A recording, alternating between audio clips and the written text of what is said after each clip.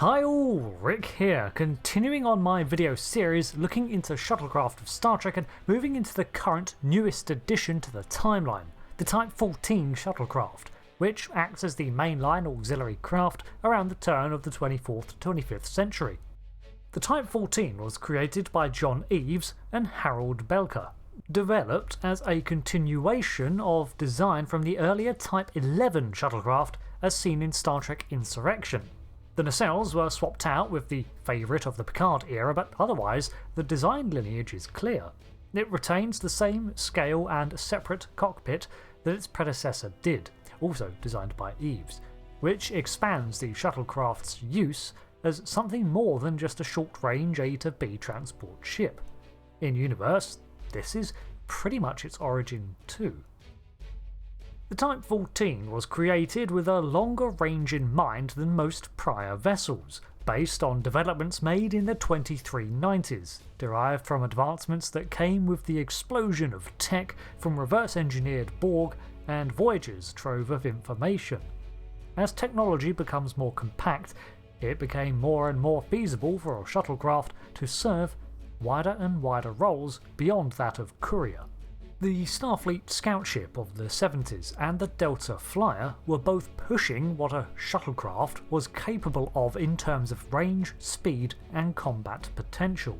In addition to this, the runabouts that had been serving Starfleet well proved that there was a use for a long-range small craft in more locations than just starbases and stations. The precursor to this was the Type 11, seen in 2375 and granted to the newest vessels of the line. The Type 11 was pretty much a sort of meeting point between the runabout and a large transport shuttlecraft. After another decade or two of development, the Type 14 stepped in as the next iteration and became the most widely adopted shuttle of its era. Interestingly, its role as both a main shuttle and a runabout light means that some of these shuttlecraft were designated with their own registries and names, like a runabout would have been, while others retained shuttlecraft identifiers.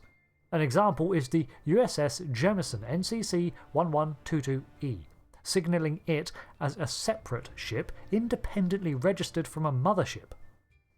The Type 14 was a hefty 16 metres long, which makes it around 7.26 wide and 4.32 tall.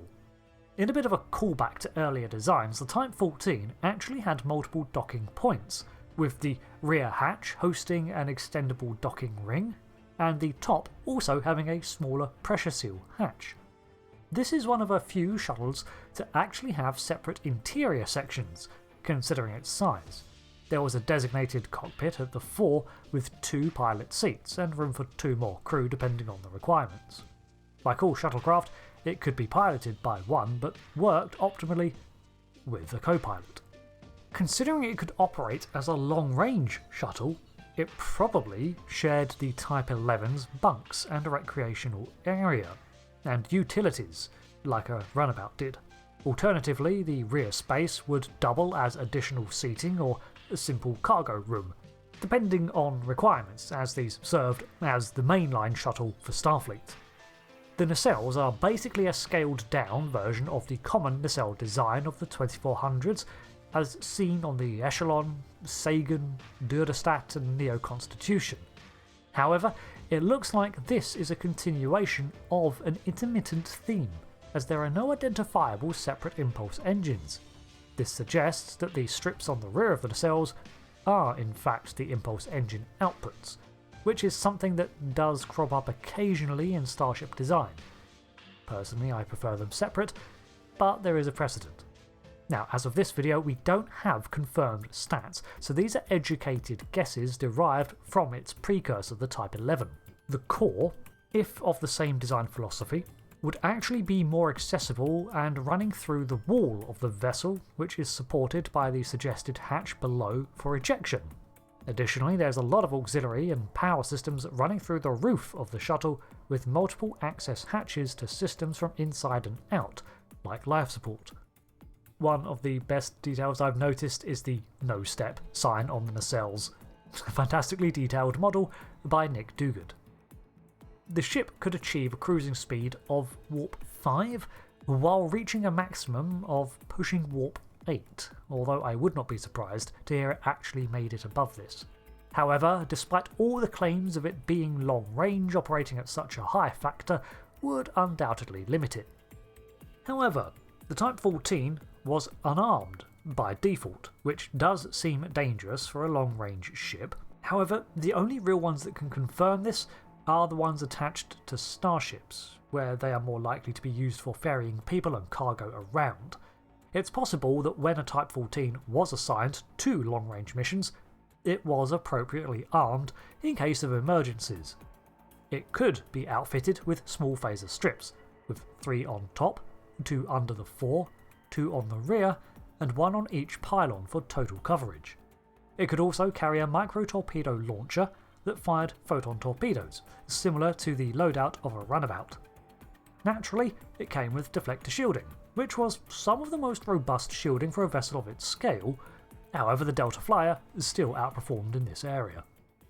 Overall, the Type 14 is a pretty impressive ship for an auxiliary craft.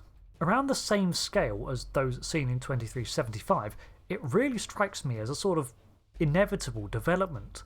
The Runabouts were incredibly useful for their time, but as tech evolves, it generally streamlines and scales down.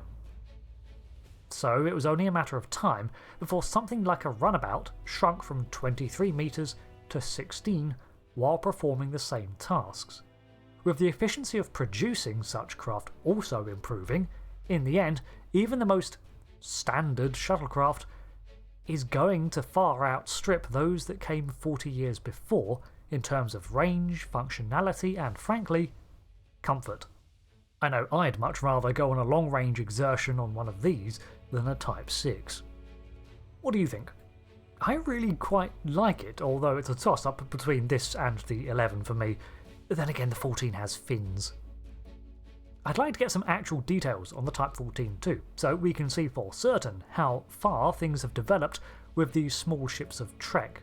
With the Delta Flyer basically blowing the socks off all the competition, surely it impacted things as much as Voyager did when it returned. Thanks for watching. I've been Rick, and until the next one, goodbye.